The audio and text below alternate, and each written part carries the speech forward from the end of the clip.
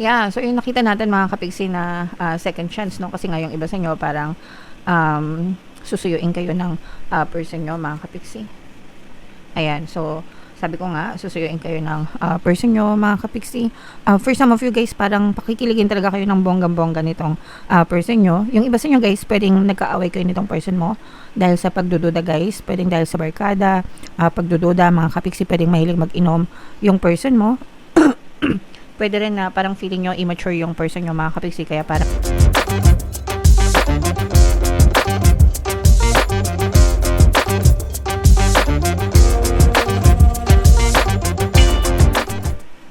hello guys, hello Gemini, welcome back to Pinay Pixie Tarot. Ang pamagat ng episode natin for tonight is Silip sa Pag-ibig Kapalaran. Ito yung ating love life reading mga kapigsi para sa Gemini, Sun, Moon, Rising, Sign, and Venus.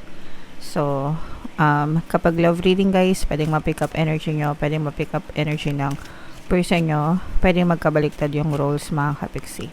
If in case hindi kayo naka-resonate dito, try nyo panoorin yung video dun sa zodiac sign ng person nyo, baka nandun yung energy nyo. So, unahin natin tong deck na to mga kapigsi. Tingnan natin yung mga makaka-influence sa relationship nyo. By the way guys, sa mga naghahanap ng mga pampaswerte na lucky charms or bracelet, check nyo yung mga products sa description box. Citrine and Aventurine yung pinaka the best for attracting abundance. Black Onyx naman guys para sa inyong protection. Check nyo lang guys, okay? So, ito yung pwedeng maka-influence sa relationship nyo guys. Yung iba sa inyo guys, pwedeng nasa friendship zone pa lang kayo ng person mo. Kumbaga wala pang official na relationship, pero maaring manligaw sa'yo itong person na to mga kapigsi. We have the courting man and gives energy. So, maaari siyang mag-confess ng kanyang nararamdaman sa inyo guys, and unti-unting magsimula na ng panliligaw mga kapigsi. Yung iba naman sa inyo, kahit na matagal na kayo sa relasyon, pwedeng pakiramdam mo nililigawan ka pa rin ng person mo guys. Yung iba naman sa inyo guys, kung kayo ay nagkaaway, no? Nagkaaway, nagkatampuhan ng person mo, maaaring makapag-reconcile sa'yo yung person mo and ligawan ka ulit para mapaamo ka. Ganyan, no? Parang nanliligaw ulit. So, gusto ng person mo na kuhanin ulit yung loob mo, make peace with you, para maging maayos ulit kayo ng person mo, guys. And kahit na matagal na yung relationship nyo, pwedeng nade-develop yung friendship nyo. Kumbaga, parang mas nagiging strong pa kayo habang tumatagal ng person mo, kapigsi. Alright, so comment down below Gemini if feeling nyo naka-resonate kayo dyan. Tingnan natin yung ganap sa love life nyo guys. Shuffle ko to habang sinashuffle ko to. Panoorin nyo muna yung video natin regarding sa ating paano mag-manifest ng abundance video course. Kapigsi, sawa ka na ba sa mga struggles at hirap sa buhay mo? Masipag ka ba at masikap sa buhay ngunit hindi ka pa rin umaasenso? Ilang beses ka na bang nag-attempt mag-negosyo at mag-invest pero palagi ka pa rin nalulugi? Sa pagkakataon na ito ay maaaring may subconscious beliefs ka na nagiging balakid sa iyong pag-unlad at pagyaman. Introducing, paano mag-manifest ng abundance video course. Dito ay matututunan mong ma-overcome ang mga balakid mo para tuluyan ka ng umunlad, umasenso, sumagana, maging matagumpay, successful at maswerte sa iyong kabuhayan, pera, trabaho, negosyo, salapi at kaperahan ng bonggang-bongga. Dali, mag-send na ng email sa pinoypixie@gmail.com at simulan na ang iyong pagyaman ngayon. Alright, so sa lahat ng gusto mag-avail ng course guys, naka-flash sa screen nyo. Una, meron tayong paano mag-manifest ng abundance video course. Meron din tayong paano mawala ang third party at magkaroon ng harmonious na relationship. And meron din tayong paano pabalikin si ex-reverse breakup. Sa mga interesado guys, mag-send lang kayo ng email sa pinoypixie@gmail.com. So, ito yung ating love energy mga kapigsi. Gemini, kayo ay represent ng Queen of Swords sa ating spread. Latag natin guys. Pasensya na kayo sa boses ko And sabi ko nga guys, sa lahat ng naghahanap ng mga pampaswerte na lucky charms or bracelet, check nyo lang yung mga items sa description box mga kapiksi. Citrine and Aventurine yung pinaka the best for attracting abundance guys. So Gemini. Yeah, so yung nakita natin mga kapiksi na second chance, no? Kasi nga yung iba sa inyo parang susuyuin kayo ng person nyo mga kapiksi. Ayan, so sabi ko nga, susuyuin kayo ng person nyo mga kapiksi. For some of you guys, parang pakikiligin talaga kayo ng bonggang-bongga nitong person nyo. Yung iba sa inyo guys, pwedeng nagkaaway kayo nitong person mo dahil sa pagdududa guys, pwedeng dahil sa barkada, pagdududa mga kapiksi, pwedeng mahilig mag-inom yung person mo.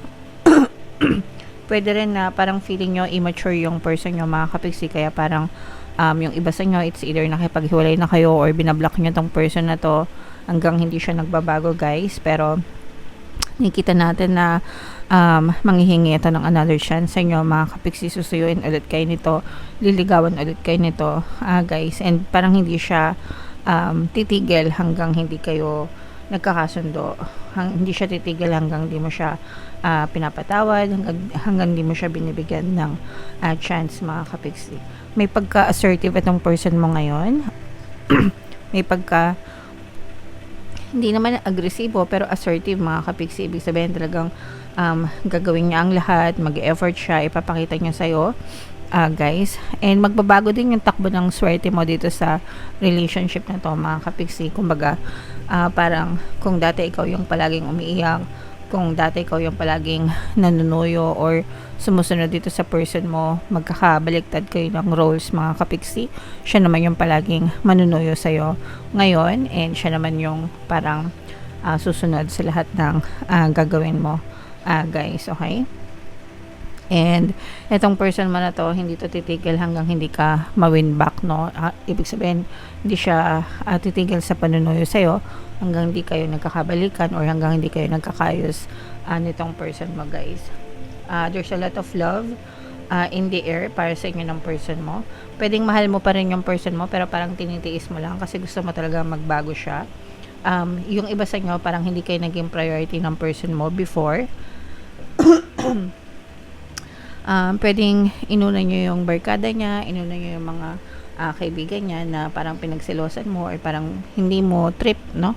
Kaya parang inaway mo siya or yun yung naging cause ng pag-aaway nyo mga kapiksi, especially kung mahilig mag-inom yung person nyo guys, or mahilig lumabas kasama sila mga kapiksi. So yun yung palagi nagiging issue. Pero nakikita natin na lalambot din yung puso mo dito sa person na to mga kapiksi. Magsusurrender ka rin sa kanya guys, no?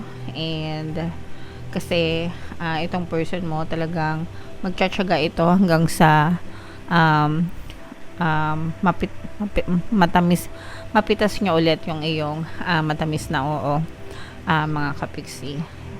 Although for some of you, kapag parang magkakaroon pa rin ito ng disappointment, no? Kasi hindi naman perfect yung relationship mga kapiksi. We have to admit, no, na may mga faults, may mga flaws din pa rin, no, sa relationship. Pero you will try to make it work. Nakikita natin dito na magkakasundo rin kayo ng person mo guys, kasi nga punong-puno pa rin kayo ng pagmamahal, no, sa isa't isa mga kapiksi. Yeah, parehas naman kayong masaya, no? Yun nga lang, may mga kailangan kayong adjustments. Adjustments are required dito sa relationship na to para mag-work. And parang ina-advise din kayo na maghinay-hinay. Take one step at a time, mga kapiksi. Kumbaga, wag madaliin, wag i-force yung relationship, 'di ba? Hayaan nyo lang na mangyari na maging natural ang lahat sa pagitan yung dalawa, guys, okay? So, comment down below if naka-resonate kayo. Pwedeng nyo guys pakinggan yung mga relationship subliminals natin, like pampabati, pampamahal para ikaw ang piliin, ay pampawala ng balakid guys, especially kung mahilig mag-inom or magbarkada yung person nyo, yung pampawala ng balakid na subliminal talaga yung swak na swak sa inyo mga kapiksi. And yeah, so tingnan pa natin yung additional na love advice or love message para sa inyo, Gemini. You are enough. The person you are meant to be with will love you the way you are. You don't need to change. So, hindi mo kailangan magbago.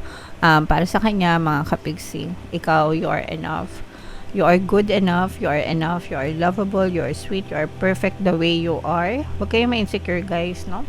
Kasi kahit ano pang itsura nyo, kahit ano pang pagkatao nyo, mga kapigsi, kapag mahal nyo yung sarili nyo and